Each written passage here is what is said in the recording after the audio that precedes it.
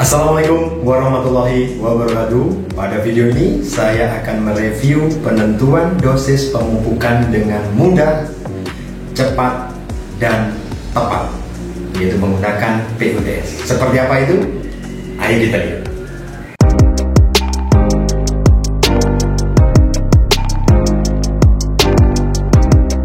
Jumpa lagi dengan saya Nur Hadi pada channel ini. Semoga sahabat selalu dalam keadaan sehat dan lancar rezekinya. Pemupukan sebaiknya dilakukan dengan secara berimbang dan spesifik lokasi. Apakah arti berimbang? Pemupukan berimbang bukan berarti semuanya sama, baik itu nilai nitrogen, fosfor maupun kaliumnya. Ya, sekali lagi, NPK-nya yang diberikan dalam jumlah yang sama itu belum tentu artinya adalah seimbang.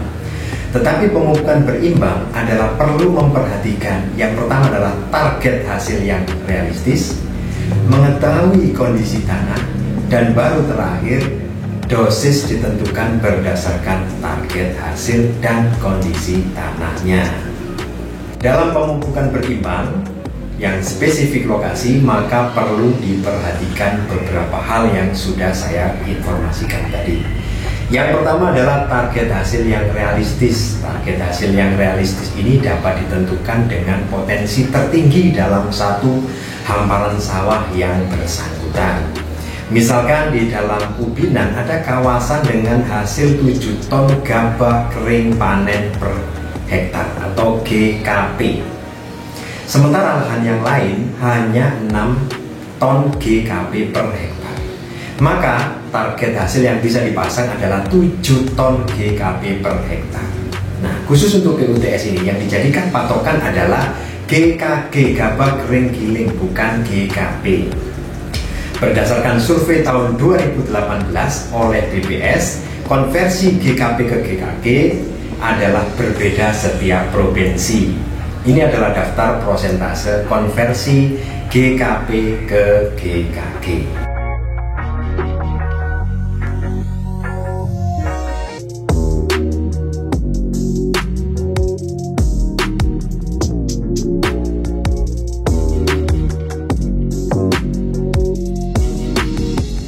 Jadi, jika kita hitung, jika suatu hamparan mempunyai hasil 7 ton GKP, maka harus dikalikan 83,38%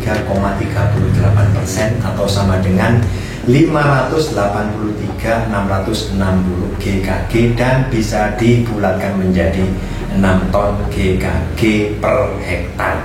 Ini jika memakai angka nasional, tapi akan lebih spesifik jika teman-teman sobat semua memakai angka provinsi.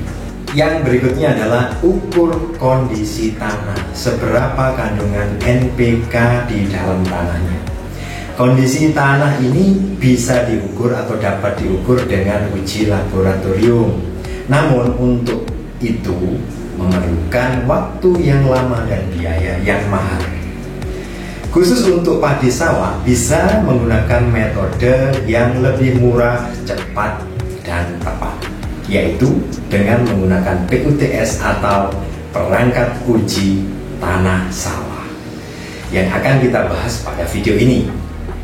Walaupun PUTS dapat menentukan kadar nitrogen di dalam tanah beserta dosis rekomendasinya, namun sangat disarankan tetap dikontrol dengan BWD atau bagan warna daun, karena nitrogen sangat bersifat mobile atau mudah sekali hilang, sehingga kita perlu mengajak berbicara tanaman padi kita dengan BWD. Apakah dia kekurangan nitrogen, cukup, atau kelebihan? Nah, kehilangan nitrogen di lahan sawah, bagaimana prosesnya? Itu dapat dilihat pada video saya yang berjudul Nasib Nitrogen di Lahan Sawah di atas ini. Yang ketiga, setelah diketahui kondisi tanahnya, baru kita menentukan pupuk yang akan kita berikan berdasarkan target hasil yang realistis tadi. Dan dosis rekomendasi dalam PUTS sudah berpatokan juga pada target hasil yang realistis. Ini contoh salah satu tabel PUTS-nya. Jadi sudah ada target hasil yang realistisnya. Sekarang kita masuk tentang apa itu PUTS dan bagaimana cara menggunakannya.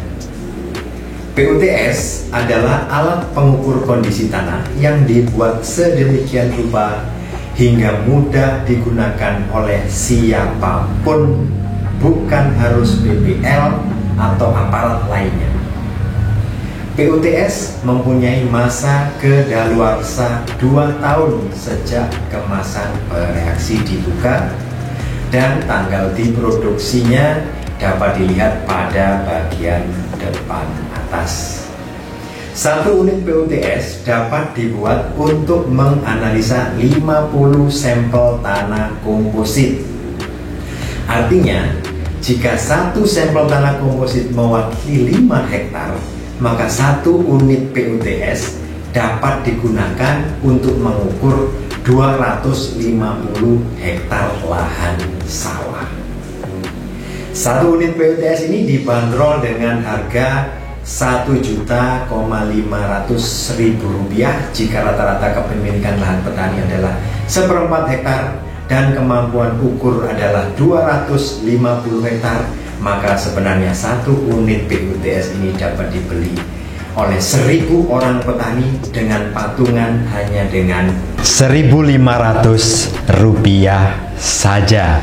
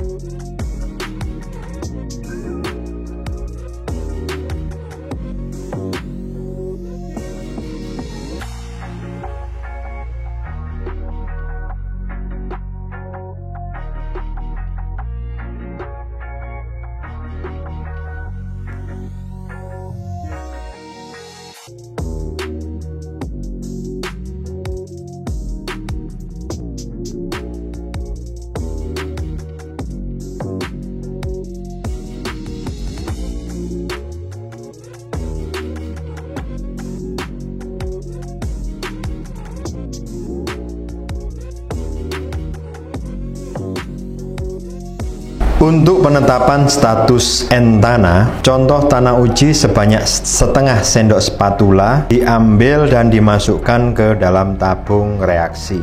Tambahkan 2 ml per reaksi N1, kemudian aduk sampai rata.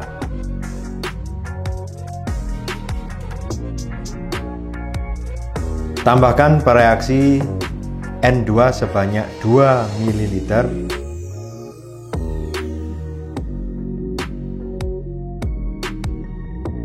Kocok sampai rata.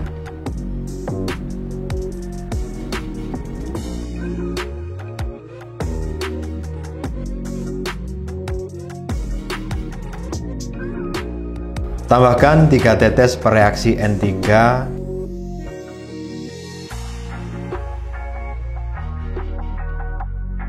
Kocok sampai rata.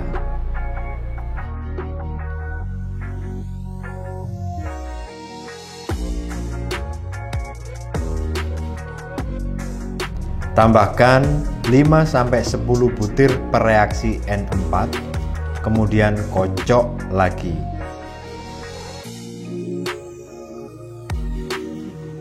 Diamkan kurang lebih 10 menit.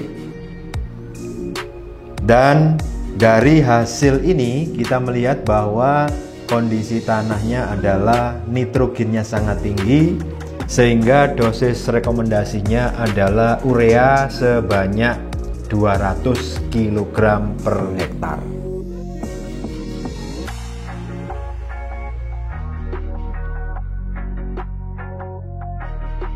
Untuk penetapan status P tanah, contoh tanah uji sebanyak setengah sendok spatula dimasukkan ke dalam tabung reaksi. Tambahkan 3 ml per reaksi P1.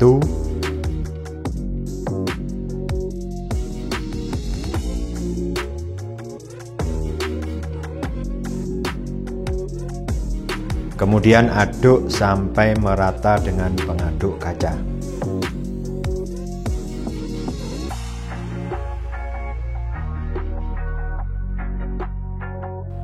Tambahkan 5-10 butir atau seujung spatula pereaksi P2. Kocok selama 1 menit. Diamkan selama kurang lebih 10 menit. Dan kemudian kita cek dengan bagan warna. Ini bisa dilihat bahwa warnanya adalah termasuk kandungan P-nya tinggi, sehingga per hektarnya dipupuk dengan 50 kilo SP36 per hektar. Kemudian untuk penetapan status K tanah, contoh tanah uji sebanyak setengah sendok spatula dimasukkan ke dalam tabung reaksi. Tambahkan 2 ml pereaksi K1.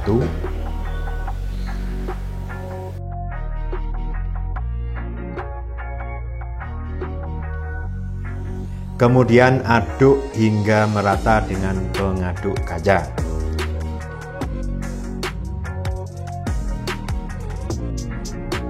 Tambahkan 1 tetes pereaksi K2 lalu kocok selama 1 menit.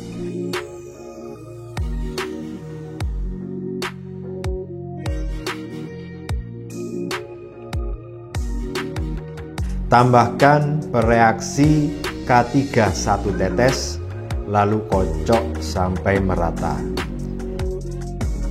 Diamkan selama kurang lebih 10 menit. Dan dapat dilihat jika dibandingkan dengan bagan warna, maka ini tergolong kaliumnya sedang, sehingga perlu dipupuk dengan pupuk KCl sebanyak 50 kg per hektar. Berikutnya adalah penetapan pH tanah. Contoh tanah uji sebanyak setengah sendok spatula dimasukkan ke dalam tabung reaksi. Tambahkan 4 ml pereaksi pH 1.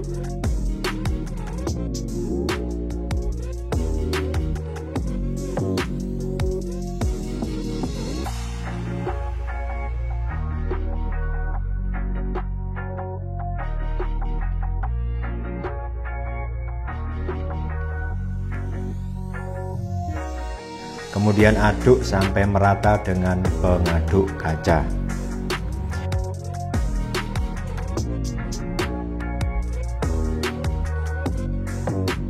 Tambahkan 1-2 tetes indikator pewarna pereaksi pH 2. Diamkan larutan selama kurang lebih 10 menit hingga suspensi mengendap dan terbentuk warna pada cairan jernih di bagian atas.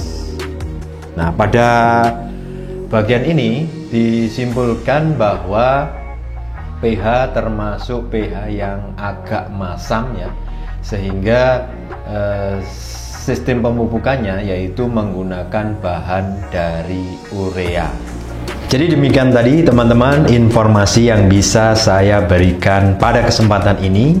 Semoga teman-teman lebih bersemangat untuk melakukan pemupukan secara berimbang dengan cara menentukan target hasil yang realistis, kemudian mengukur kondisi tanah, dan baru memberikan dosis sesuai dengan kondisi tanah dan target hasilnya.